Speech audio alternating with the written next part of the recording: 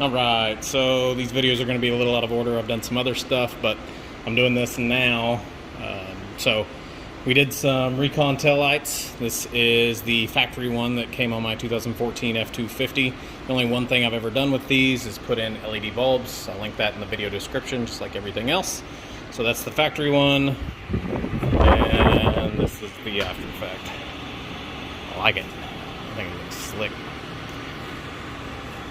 In my 2009 F250 that I had, I bought the knockoff ones from Amazon for like $160, and within a couple months I just had water sloshing around in here, just barely under that reverse light. So I definitely didn't want to cheap out with going with these. So give me a second and I will go flip this on and show you what it looks like.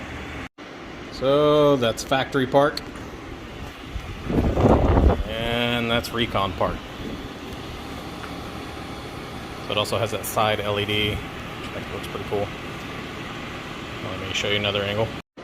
Alright, and that is factory turn. This is Recon.